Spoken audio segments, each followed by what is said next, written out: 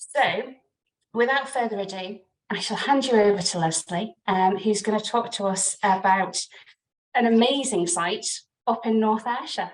Lesley, thank you very much. Thank you, Claire. And before I start, please do have a look at our letters to a young archaeologist.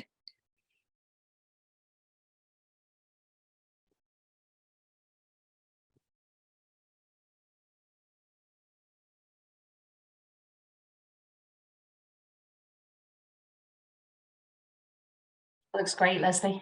Perfect. Thank you, Claire. I should start by saying that I'm a prehistorian and I've worked on the Neolithic and Bronze Age in Britain, France, and Portugal.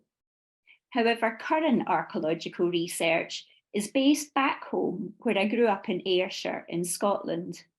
It is more than prehistory, and it brings together archaeology, art, and ecology. These are interdisciplinary projects in order to focus on matter that has been overlooked or actively ignored.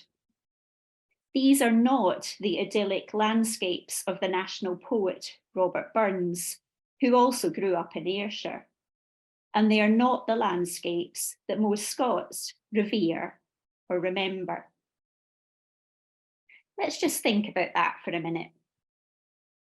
This is a photograph, and it was taken by Alex Boyd. It's a photograph of graffiti of a portrait.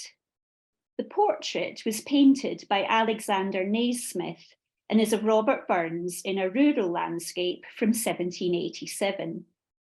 The portrait is permanently displayed in the Scottish National Portrait Gallery in Edinburgh. And here it's located in Ardeer on a seawall.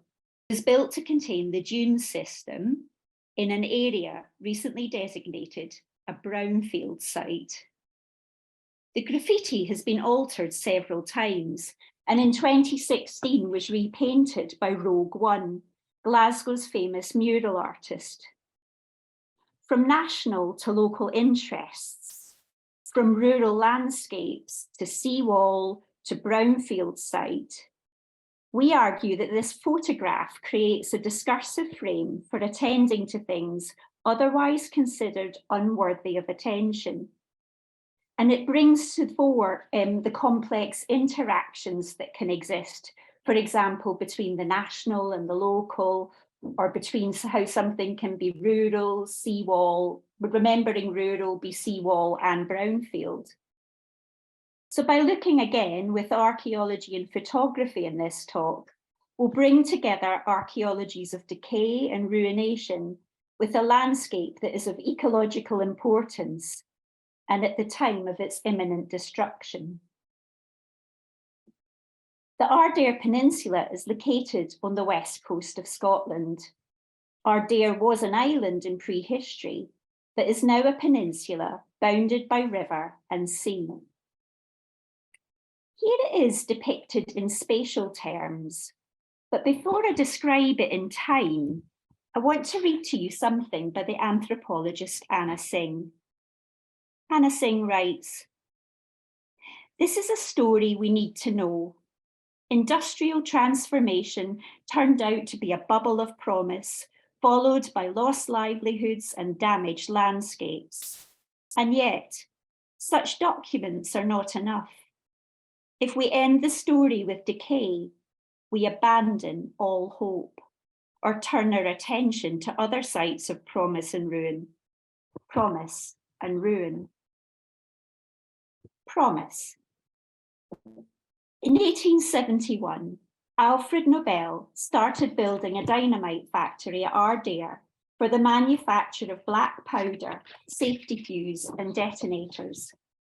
It was the largest explosives factory in the world, and in order to make it, the sand dunes around the shoreline were resculpted and areas of dune were cleared so that light wood buildings could be raised and the sand then mounded around each of these structures.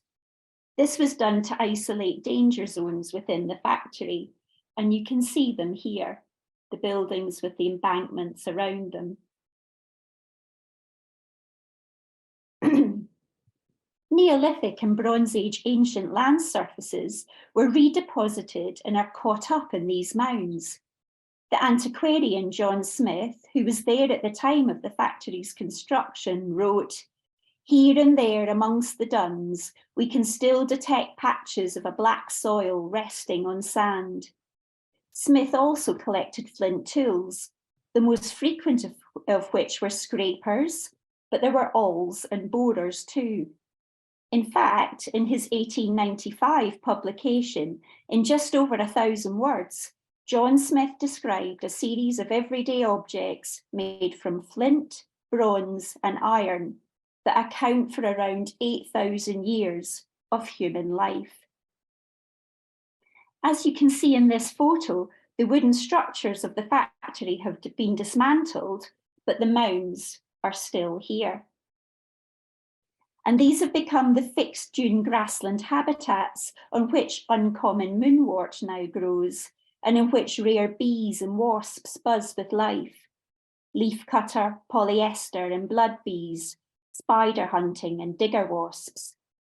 To be honest, these other lives, the bees and the wasps, they had started their occupation as soon as the wooden buildings and sand mounds had been erected, because this was due to the controlled access to the site, and then between buildings, there was less of people right from the start. ICI further developed the site from 1926, extending the development inland to an area of 331.5 hectares. And you can see in this painting by Henry Rushbury from 1958 how busy it all is. There are the blast protection earthworks with the light wood buildings in the foreground, and the colliery and gasworks and administrative buildings in the background. So the production buildings, nitrating houses, and dynamite cartridging huts were accompanied by administrative buildings, a library, a canteen, laboratories, testing ranges, and a work manager's house. There was a bank, a travel agent. There were colliery shafts, gasworks, a nitric acid plant boiler, and engine rooms. The infrastructure ranged from a power station, road and narrow gauge railway with marshalling yard and station, to a harbour. Up to 13,000 local people worked at the factory. Lots of promise. Ruin. In 1884, 10 girls and women were killed in Cartridge Hut 7. In 1914, 8 men were killed in a gelatin mixing house, and there were lots of others too. Chemring still make pyrotechnics and detonators in one area of the site, but there are also now 4 sand quarries biting into the black powder wood. In this photograph, you can see the old labs from the Nobel ICI factory. And you can also see the pine trees, this woodland here, that was planted at the time of the factory to screen it and the fire ponds from other areas of the site. But through neglect, you can see here that there's a birch and willow woodland that has extended in and taken over the ground that was between the labs and the original woodland. But because this wood receives no management and has been neglected, wind-blown trees lie where they fall, and many other dead trees remain standing. This abundance of dead wood provides food for many invertebrates, particularly beetles, rare beetles, such as two-banded longhorns and the red-brown longhorn beetle. Most of the peninsula is currently due for further development by NPL Group, a privately owned brownfield regeneration company. This is despite the fact that there are a mosaic of environments from embryo dunes on the beach through mobile dunes and fixed dunes further inland, and dune heath, dune slack, and dune scrub, to birch-dominated dune woodland, which we have here at the landward extremities of the site. There are also wetland habitats with the remains of a prehistoric wooden-built crannog that John Smith wrote about.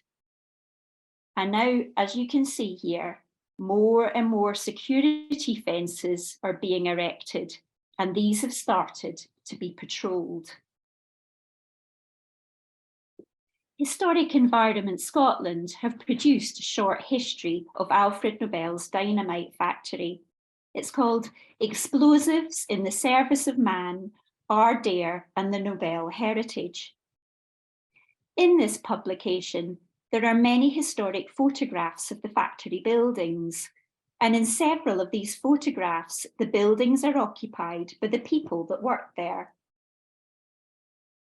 But the workers are not named in the captions, and these people are not the main subject of the photographs or the publication.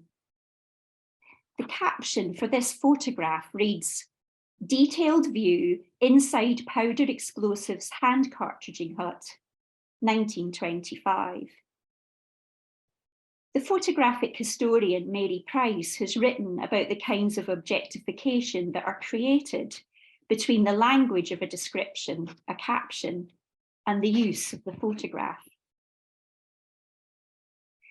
The Canmore records for the larger site, that's Historic Environment Scotland's archive, state that today, the site has been more or less cleared of the historic structures to do with the original 1871 factory and the subsequent expansion and rebuilding of the ICI site until the 1990s. Between the publication on the factory and the statement in the record, there are far too many buildings that have been missed out and far too many lives, human and non-human. A request was made in 2019 for an archaeological survey of the peninsula, but this had to be turned down as there's a 1953 special development order on the site that negates archaeological intervention. It's difficult for Historic Environment Scotland. At the same time, a campaign is underway by the Ardeer Action Group, backed by the Royal Society for the Protection of Birds, for Nature Scotland to make the habitat sites of special scientific importance, a triple SI. And this is due to the fauna and the flora that now thrive there. Some are some of the most important species and numbers of them in Scotland. But this is proving to be difficult for Nature Scotland. This is due to the mosaic of different environments. It's not one kind of landscape that can be evaluated,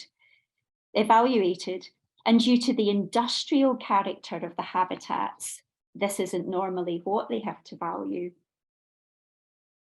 Patchiness.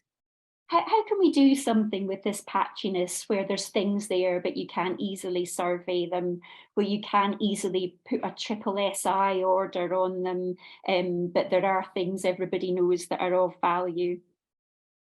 For over 10 years, Alex Boyd has been photographing the site of Ardeer for over 10 years. In the northern area of what was the ICI factory, cordite press houses were constructed from 1940 onwards. Munitionettes worked there. The buildings were constructed from a core of reinforced concrete, providing compartmentalisation within the press houses, with the entire structure then enclosed by a sand mound, like the other buildings that I showed you.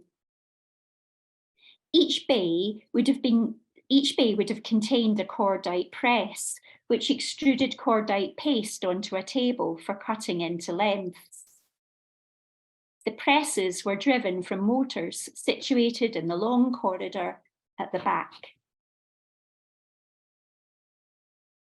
Inside the units, where the women worked cutting cordite paste, the walls of the buildings were covered with pencil graffiti, often scrawled around where fittings once were. The graffiti dates from 1941 onwards. The pencils were work pencils, as clothes and belongings were controlled due to the dangers of working with cordite. There are three key forms that the graffiti takes. Firstly, there are the head portraits, and you can see some of them here, and here, and here.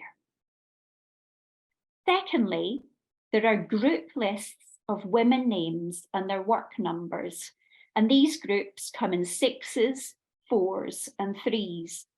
You can see here there's a group of 4, and another group of 3, and another group of 3. And here there's a group of 6. Here's another group of 4, and another group of 3. Thirdly, are the full lyrics to songs. There are 15 songs written out in full by hand from Bing Crosby to Vera Lynn, from If I Had My Way to Close to You. Written on the painted walls and also written on the plaster where the paint has been removed. The lyrics are always about love, but also of touch and separation and time. There are also lots of references to nature, including seas, rocks, shores, stars, and birds. One song refers to sand, but this one exists on the walls of the press house as one line only. A red, red rose. And it has a border of pencil roses drawn around it. It is also the only song that is not from the 1940s. It was written by Robert Burns in 1794, who was, as I said, born and worked for many years in Ayrshire. Remember that he's the national poet of Scotland, and everyone that has grown up in Ayrshire has learned his poems and songs by heart. They had to learn them in school in order to recite them on Burns Night. For me, it was the 8 verses of To a Mouse in year 1, and then the 13 pages of Tam O'Shanter in year 6. So I've had to learn them. And I, like the munitionettes, were all local workers. We would only need a line in order to be able to sing the song in full. Let me give you a verse. I'm not going to sing it though. Till all the seas gang dry, my dear, and the rocks melt wi' the sun, I will love thee still, my dear, while the sands o' life shall run. The other songs on the walls were most probably written out so that the women could remember the lyrics and share them and sing them together. What is important is that this is an architecture that invites occupation.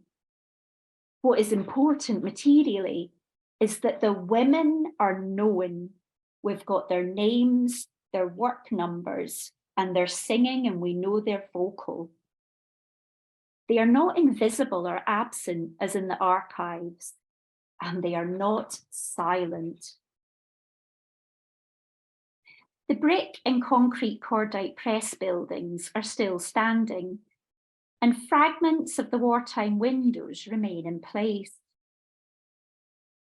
There is more and more contemporary spray paint graffiti covering the pencil marks in each of the rooms, and a former changing room and other areas in the building have been burnt out or smashed up.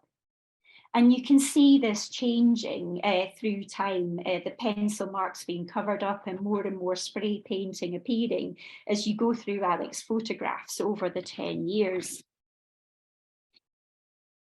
However, extensive tracts of gorse and broom now also surround the buildings, and they're around these sand mounds that are around the buildings.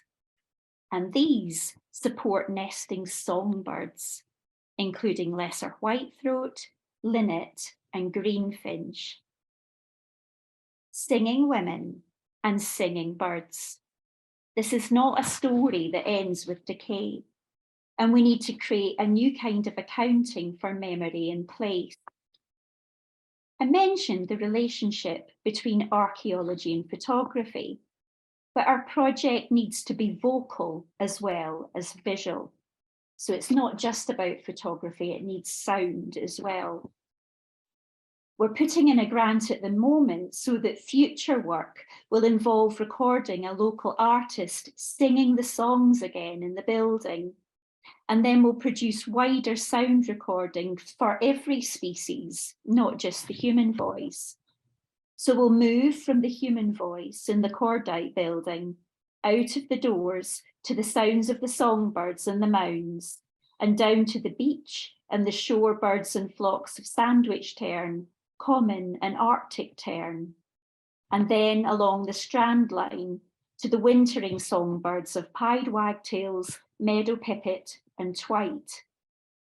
We will make sound art recordings in order to highlight the biodiversity in the different dune systems at Ardeer.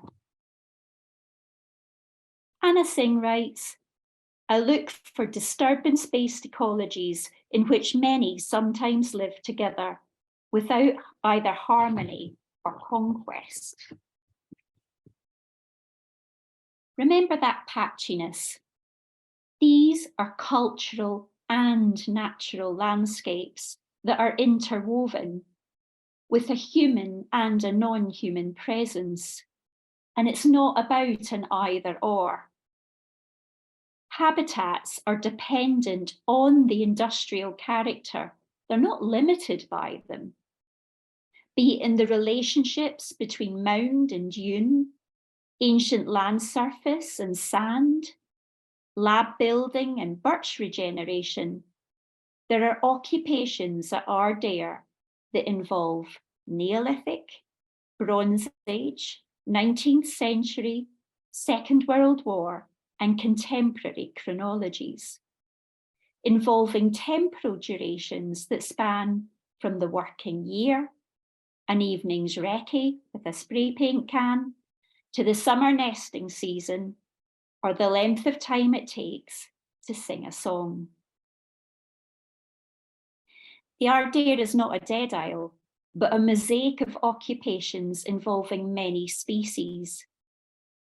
The Ardeer is not a story that ends with decay, though decay is an important condition for its future. That future also depends on how we bring together archaeology, art, and ecology, and how we make things matter together. Alex and I are now working with the ecological activist and conservationist Iain Hamlin. His knowledge and direct familiarity with other species is woven into this presentation this evening. We care together. This project is about the overlooked, and it's about how to hold on to the memories of those that worked here, who were so vocal whilst alive, but are so silent in the archive, whilst also presencing the habitats and lives of birds, bees, wasps, and beetles that require people to stay away. Many of the local community had family members that worked in the factory, and they care. You can see here, this is from the Ardrossan and Saltcoats Herald. And it's interesting that it was last year, but when they put on the performance of the Girls of Cartridge Hut #7, it was a musical.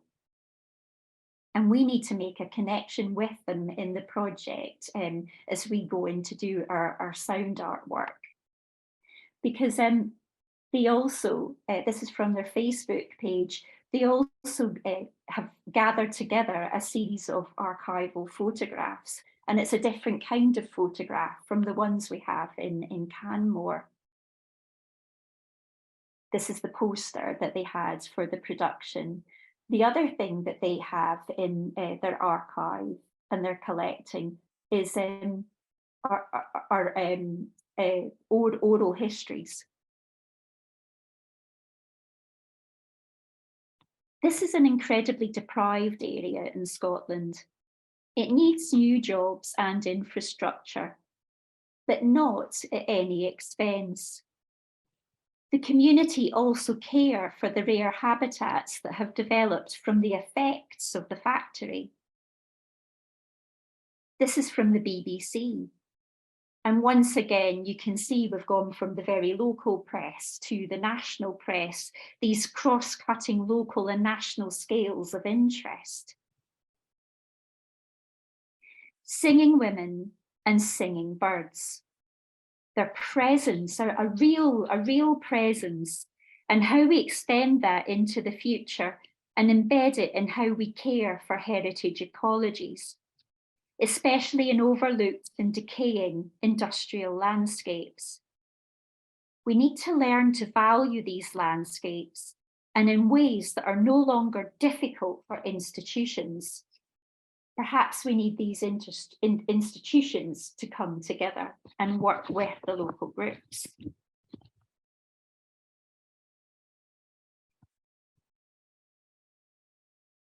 I want to finish with a point on ethics by the philosopher Elizabeth Grosz, on values not given but made, and that require changes in the ways in which we view human and animal creations.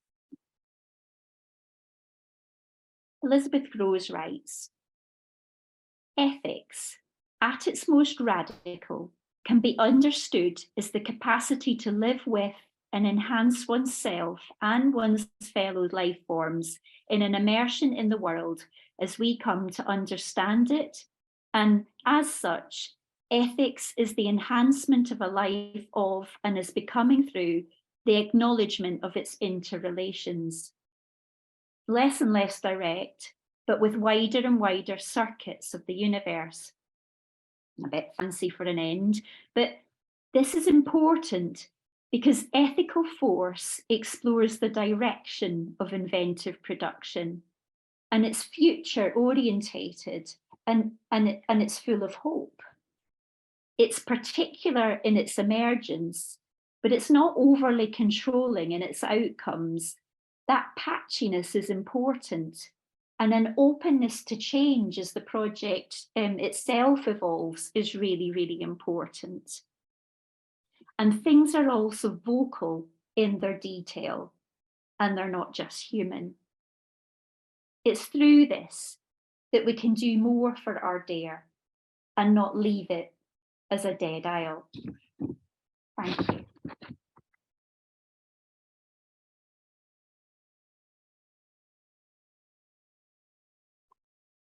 Lesley, That wow. was fast. That. Wow, it was absolutely fabulous. It was yeah, an absolute joy to listen to you, and what an incredible place. Such a wonderful, diverse landscape with so much going on there.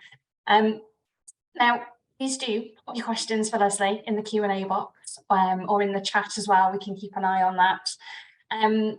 Before we get to anybody else's question, can I ask one? I wondered about the community and the nature of the site, and particularly kind of during the Second World War. Who was working there? Were they people from the local area, or was it people moving in from elsewhere? No, they were all local. They were all local workers. Well, I mean, 13,000's a big draw, but they're local workers. So the railway network was extended so that there was a railway line that went right into Ardeer with its own railway station, and the harbour wasn't just to take the explosives out. It was to make that connection. But everyone from the area knows somebody in the family that worked there, or knows of someone else's family that worked there. It was very local. And so does that create quite strong feelings about it? Do they feel really protective of it as a place because of that, do you think? So there's tensions. So it's fenced off. And also, actually, where the mural of Robert Burns is, it's quite difficult to get to. You can't get to it from Irvine because of the mouth of the river, and so the nearest way in is through Stevenston, but it's a long walk down the shore to get to it. And so people are aware of it, and there's still Kemring and the other buildings and the sand quarry workers going on, and it's kind of industrial around the Stevenston end of it. It's known about, but it's more the local action groups that have to say about the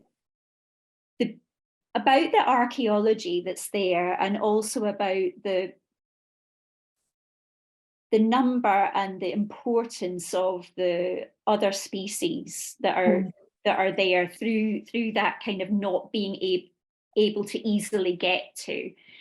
So, for example, the Arctic terns and the seabirds. Normally on the Ayrshire coast, they're being disturbed by walkers and dogs and horses and things like that. But in that little area, they're kind of untouched. And then the banks of the mounds that were around the buildings, you can't touch them because there are explosives in them. You can't, even though I would love to, you can't go back and excavate those Neolithic and Bronze Age ancient land surface because they're explosive. But people are aware of the kinds of species that have moved in and that are living in them. They're thriving because it's a tricky site. The problem with that balance is that so there's been that kind of balance of decay and lack of access of humans, or control of access to humans, that's allowed the birch regeneration and the bees and the wasps to thrive there. The problem is now the fact that there's it's been designated a brownfield site, and so there could be at any moment, well, there's the sand quarries that are making a big impact, but there could be something really big happen at any point to upset all of that balance. So it's important to draw attention to the archaeological and the ecological. Yeah, I think that brings us on beautifully, Lesley, to Katie's question. Hang on, let me get to the question. I got it. Yeah, Hi, Katie. Katie says, "Hi Lesley, excellent talk, thank you. You mentioned that the industrial character is part of the problem facing SSI designation. Could you elaborate on that, please? Is it that the system is not able to recognise a non-natural hybrid landscape, despite pretty much all UK landscapes being cultural landscapes?" I don't. They're not the bad guys, Nature Scotland. It's tricksy for them, Katie, because they have their evaluation forms, and for them to be able to make the case, they have a certain number of tick boxes that they need to hit. And so it's not just that it's industrial, it's that it's a mosaic of different ecotones. So it's the two together, the fact it's not one kind of landscape, and that it is so dense with this industrial character at the same time, it makes it difficult. I hope that answers the question. That was great. We've got another good one for you here now, Lesley, from Edward. Fantastic presentation, thank you. Although you were referring to other than human activity, birds, etc., are you recording their material evidence as part of your project? We see photography of previous workers, buildings, plants, or graffiti, but where are the animals? So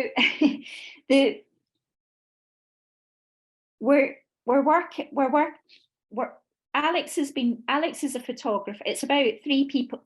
I've got my hands up for four. It's about three people trying to come together who can't easily now get access to the site. So it's about working with a photographer who's been taking 10 years of photographs. It's about learning now about that ecological interest and having to do something about it. And it's about seeing a decaying archaeology that a local community care for and have ties to, so bringing in an archaeologist. So it's not the three of us coming together to start a project from afresh. It's about how the three of us can come together with what we have and how we can go on in the future. And so Iain does have photographs of animals. It's just that it's the songbirds that are tied into the cordite buildings that Alex has the most photographs of, and that I have the most interest in. If we could get onto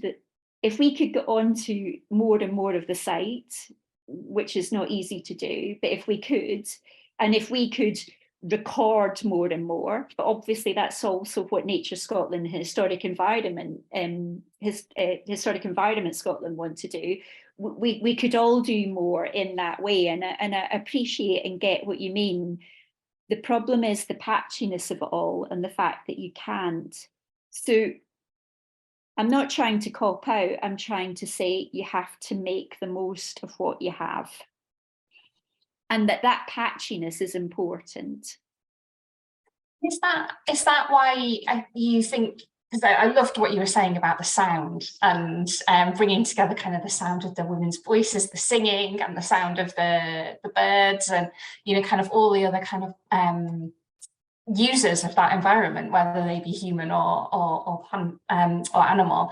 And I was thinking about kind of like the sound differences as well over time. The incredible noise there must have been when the factory was in use, and how you kind of show that. And is using sound a way that you can kind of recreate and demonstrate some of that while not being able to access the site itself? So that so the cordite press buildings we can access. They're out. They're not here in PL. They're outside. They're outside the fence.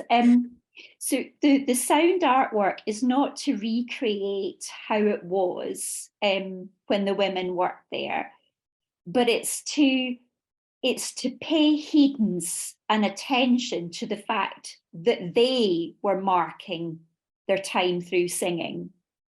And you'll get the sound of the echo of the buildings. So the human voice will echo and reverberate. So you'll get a presence of what's being marked on the walls and the sound of people, but you'll get the echo of the fact those buildings no longer have all the furnishings and the fittings, and there's holes through bits of walls and there's doors hanging off. It'll get all of that together.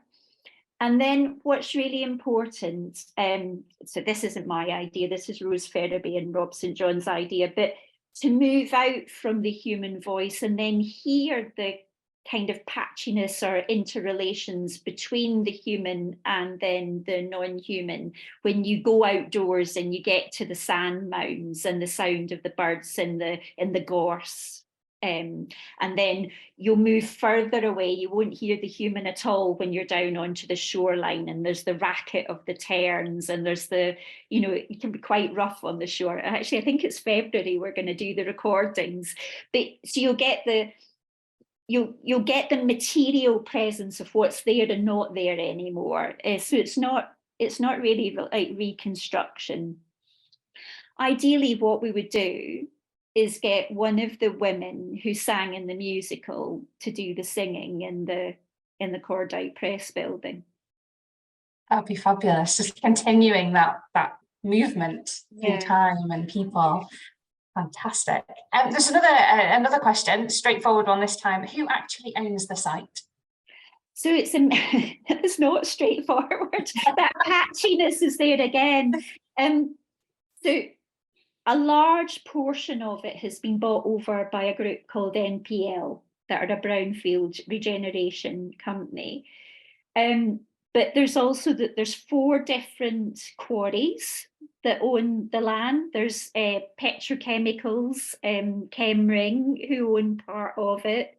And then I think the easiest part will be the shoreline itself that could be protected and taken over by Nature Scotland. I think that would be the first area they would be able to SSSI, but it's not owned by any one company. Okay, that is such a multi-layered place, isn't it? In so many ways. And I think actually, I mean, it's tricksy, but to be honest, I think most industrial landscapes are. Yeah. If we get to them. And often landscapes full stop, you know, particularly kind of towns and villages and urban areas. It's never as simple as something sits discreetly within an area that one person owns, or that you can easily access, is there? And I guess that's what I was thinking about while you were talking, was kind of, how do we think about this approach, I think, more widely through our work? You know, because there are so many places, perhaps not always as complex and as multi-layered as this site, but there are places that we think about as having archaeological relevance, ecological relevance, but we don't necessarily approach them in this sort of way. And I think it's so exciting as an opportunity. I think it is exciting.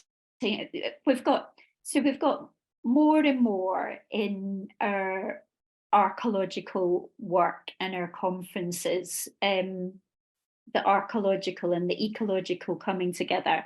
And I think that's really because of contemporary archaeology and the importance of contemporary archaeology. But communities live contradictory landscapes all the time. Communities think of ways in which to do both.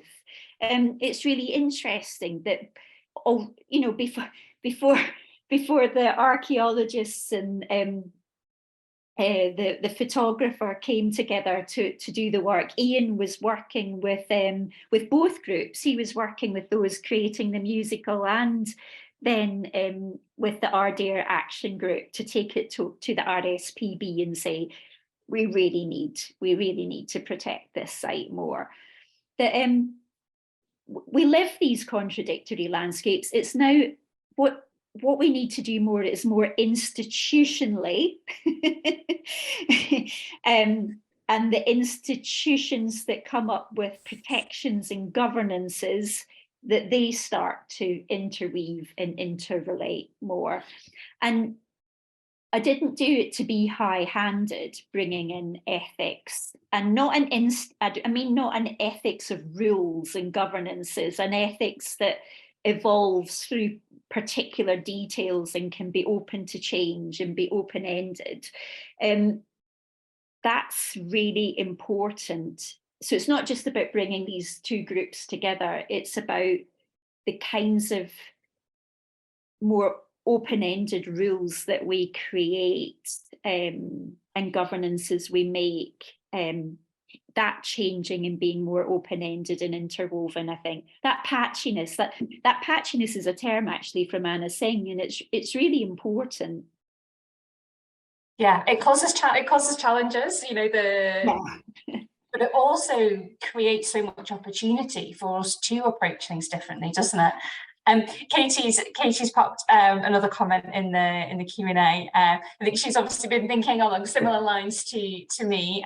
She said she was going to ask about the applicability of approach to other similar landscapes. Are local conditions always unique? Or should I be thinking about your overarching principles of care and the assemblage of archaeology, ecology, and art? So that's a good question, Katie. Let me take the second bit first. Assemblages. Thinking of open-ended assemblages and thinking of interdisciplinary work. What's really important about that is it's not one thing leading it, and through looking at how they intersect, or looking at how things intersect, things that are not normally at the fore come to the fore, and so the overlooked gets a focus. I'm not sure about there being overarching principles, though. I mean, obviously, I don't have to write principles or governance because I'm not employed by an institution. But it worries me that there be an overarching principle. It's because we've got very good principles of care in cultural and in natural landscapes, but it's because they are overarching that it's hard for them to come together, and it's hard for them to move forward. So I'm going to give you a woolly answer and say it should be as local as it can. I realise these are big corporations that we're taking on, and that there's legal conditions that we have to think about. But I'm not the only one in archaeology that's saying that ethics and principles need to involve change and not completely being sure, and that being discussed. I mean, there's a paper just come out by Thora Pettersdottir and Tim Flor Sorensen that's talking about that. And they had a session at the TAG conference, the theoretical archaeology group in December, where it was being discussed that definitely the work needs to be interdisciplinary, definitely needs to think about how these are assemblages and not cultural or natural. But yeah, the overarching part is the bit that scares me. Katie, I don't know if you want to respond to that, but I kind of feel like it's almost like we need kind of, when we develop these pieces of work and when we're kind of engaging with these issues, we almost need like little mini ethics committees that involve all of the players to have the conversation, to think about what is appropriate for that individual place, so that we're thinking about those kind of big picture issues. We're thinking about it right from the minutiae as well, and trying to find some sort of middle ground that will enable us to create the best outcome without fixing it in position, because what works in one place absolutely won't work in the next one.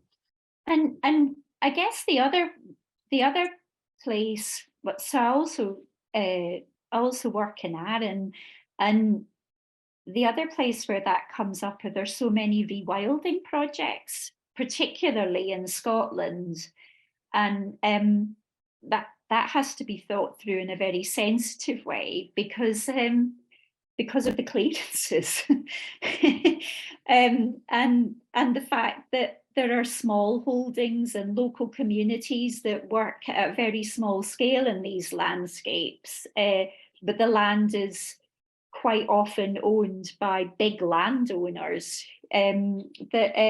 These issues, they're not going to go away because rewilding's big. Industrial landscapes are big, and we're going through a climate crisis that we have to think it now. Yeah, and it's a good challenge for us as archaeologists. I think most of us are part of why we love archaeology is because it is all about change. It's about evolution. It's about how communities adapt and evolve. And that's exactly what we have to do at the moment in a really big way. Absolutely. And I think the other thing is that whenever we as archaeologists, so I'm thinking on my toes here, but there's a move there's a move for the acceptance of decay and ruination. But the kickback I have there, and I agree to an extent, and I agree as an archaeologist for Ardeer, but the kickback to that is that we have to do our utmost to hold on to and care for the memories and the materialness of those that were there. And so that's why an archaeology has to involve the work with this photographer, how an archaeology has to involve sound how an archaeology has to involve the group that have created the Facebook site where they've been collecting the oral histories of the families who lived in that area. The archaeology has to change in its letting go. It has to become more forceful and work in different ways if it's going to let go. Yeah, and I think part of that change has to be about us really capturing the processes that we go through as we explore those places and how it changes us being there, thinking about that place, engaging with those people, creating those sounds and those images. They fundamentally impact us as human beings, don't they? And I don't always think we capture that process and that journey we all go on often enough as we go through this. Absolutely. And that kind of brings us back to our Letters to a Young Archaeologist project, because archaeology has to change in the world too. It's not this stuck discipline with its overarching, well, it does have principles, but they shouldn't be they need to change too. They need to change and move. Yeah. Yes, and I think, yeah, we are really fortunate that we have some wonderful young people this year sharing what they would like to see in the future, and hopefully they're going to come through and they're going to shape this with us, which is really exciting. And Lesley, I have one last question for you. Yeah, you need to say, please ask me lots of questions, because we're just at the start of the project. How can we follow along? How can we find out how this develops, and how can we listen to these beautiful sounds that are going to be created when that happens? Hopefully there'll be a successful grant application, and there's a local group called the Trash Can Sinatras that Alex and I and Iain are trying to work with. So there would be a record with a pamphlet of photographs and poetry, but also there would be a web page where you could digitally hear the sounds. So hopefully on the web, and hopefully, or you can buy the vinyl. Hopefully we'll get the grant and you can hear it. That's brilliant. Well, I will say, watch this space. CBA will definitely do some shouting about that when fingers crossed the money comes through and you get things started, Lesley. But yeah, thank you so much for your time this evening. It's been absolutely brilliant. Wonderful to hear about it, and can't wait to watch and see what comes next and how it all evolves. We haven't got any more questions yet. Can I ask if anyone knew about the mainland coast of Ayrshire? If you knew much about it, because so my family are from the Isle of Arran, and everyone goes from Glasgow straight over to the island, but there's not much visiting of Ayrshire. So I know Ayrshire a bit. I have a really good friend who lives in Troon. So yeah, it's just further from Ardeer. Yeah, so I know a little. I've explored a little of the coast with her, and now I'm up in Scotland, looking forward to doing a lot more of that. Definitely. I think I may be the only one, Lesley. Okay, so she didn't know any of the detail, just roughly the Nobel ICI story. Oh, I've noticed. I can't see Katie's. Oh, it's in the chat rather than. We're in the chat now. Hang on. Yeah. Multitasking. I think I might have to close that one too. Oh yeah, I can see it now. Okay, yeah. Thanks, Katie.